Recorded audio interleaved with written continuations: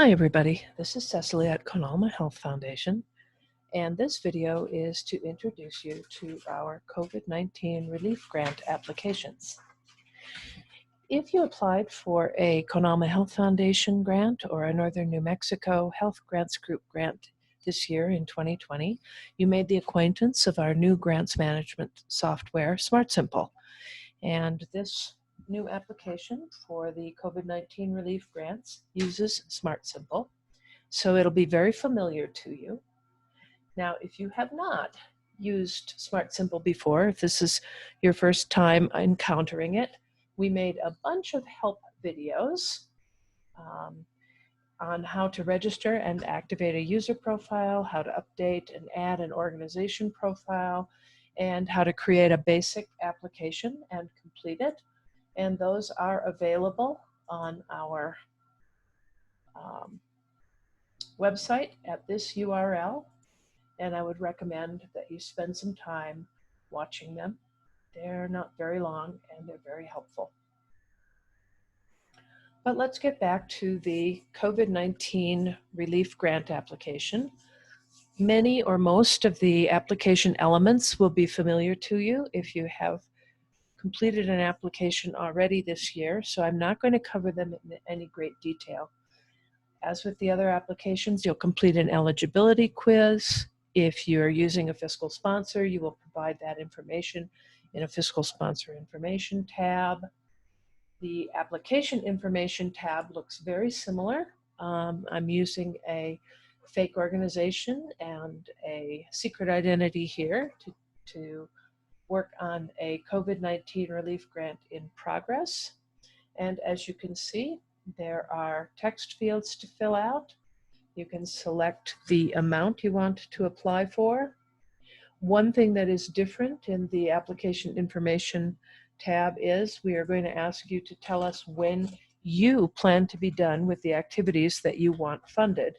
So I'm going to go ahead and fill that in with 12/31 of 2020. The real difference in the COVID-19 relief grant application is the activities tab, which includes 6 categories, and each category will have multiple possible selections for you to describe the basic needs and emergency services that you would like to provide with COVID-19 relief funding. And it works very simply. In the activities tab, you press the purple plus sign to create a new activity in a specific category. So let's go ahead and create a new activity in the food category. And the first thing you see is a detailed description of all the selections of activities that you can describe. And then you will be asked to scroll down and describe the activity in more detail, the recipients and the units of help. You are always given an other activity option to select from in case all of these things don't include what you particularly want to do. However, I'm going to do something very ordinary here. We're going to do food supply and distribution.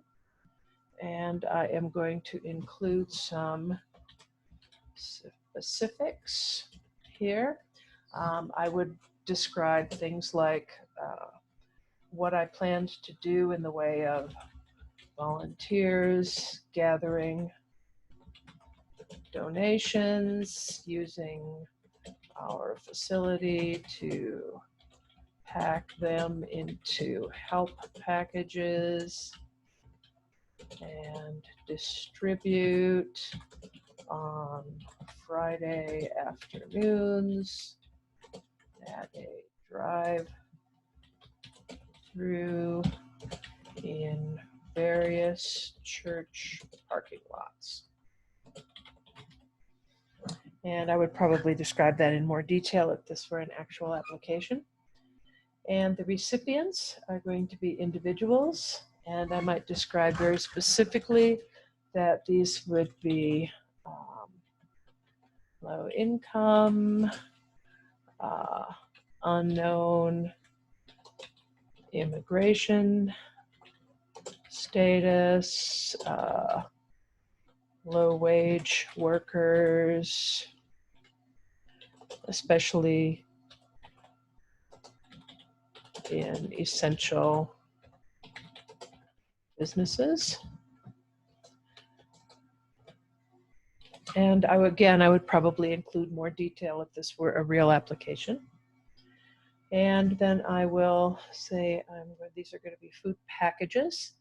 So, and I'm planning on distributing about 500 of them. And I will say about 10 pounds of non-perishable staples from our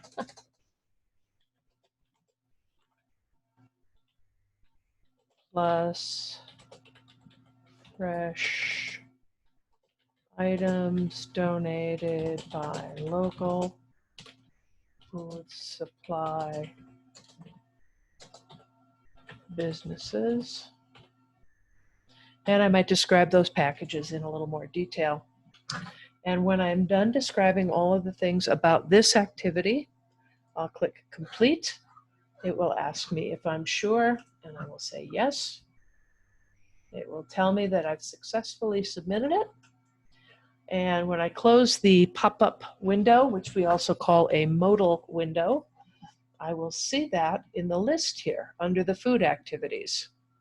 Now, if I wanted to change something about that, I could do so by opening that activity and adding or changing that and clicking Save Draft. You should only click the cancel button if you want to delete this activity. So I'm going to close it by using the X in the corner here. And there goes the modal window. And now I am free to provide another type of assistance. And in this case, it's going to be, oh, this is not what I want to do. So I am going to cancel out of that modal window. Yes, because what I want to do is I want to do some housing, emergency housing grants. And those would come under temporary financial assistance here in the other emergency assistance category. So I am going to select temporary financial assistance and describe emergency housing grants to help with rent or mortgage payments under specific circumstances. And I would probably describe those in detail. And again, I would select which recipients they would go to, and I would describe who would be eligible, and whoops, how they are affected by COVID to make this necessary. I'm just vamping on these things.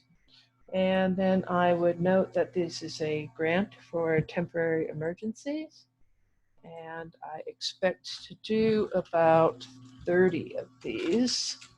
And I might list the amount, range, and the form of the grant, whether it's a voucher or a payment, how we would handle that.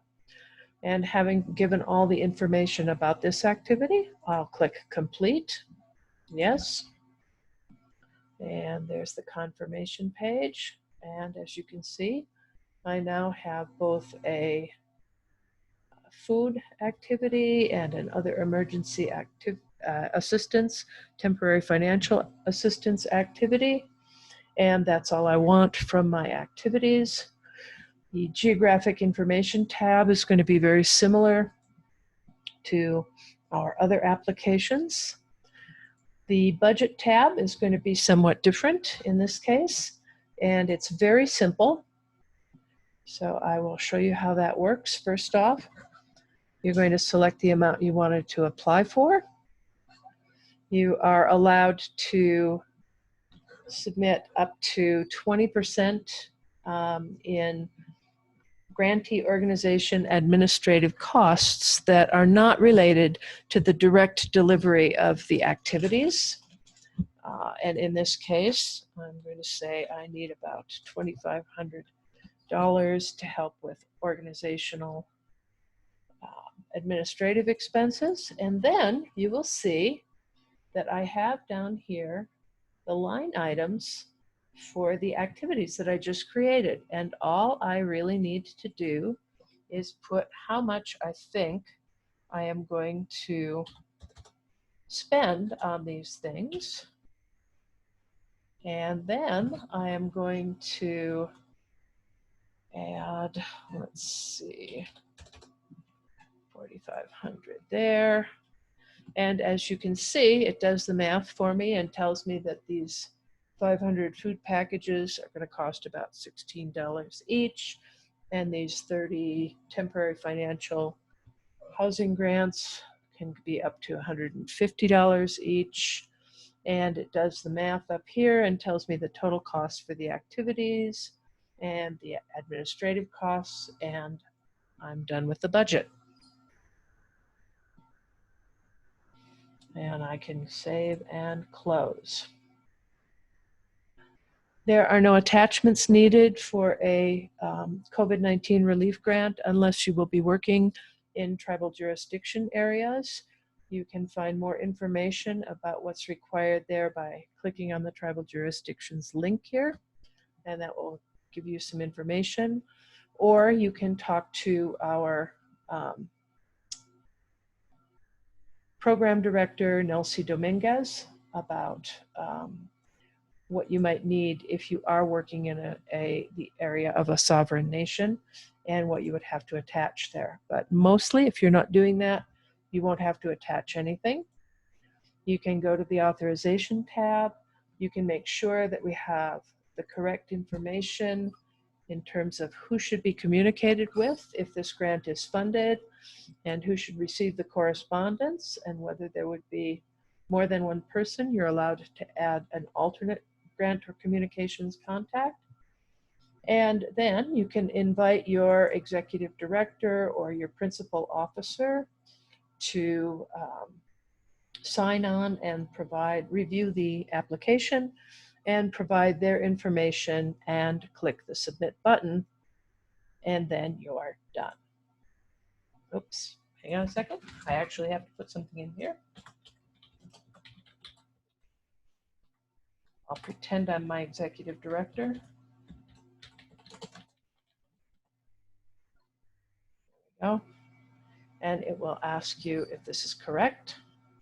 And if it is, click yes. If you remembered something you forgot, you can click no, and you can still go back and edit. It's also important to know that if you make any errors, you will get a submit error, and every error is a link. So you can just click on what it tells you is wrong, and that link will help you fix whatever the error is. And when you're sure, you click submit. And there's your COVID-19 relief grant application submitted. As always, your system administration team is standing by to help. That's myself, Nelsie, Dennis, our communications and outreach coordinator, and you can reach us at sysadmin@conalma.org, conalma.org. And we all monitor that email address, so that is the fastest way to get help. And I hope you are staying well during this pandemic and that you have success in your efforts helping your communities.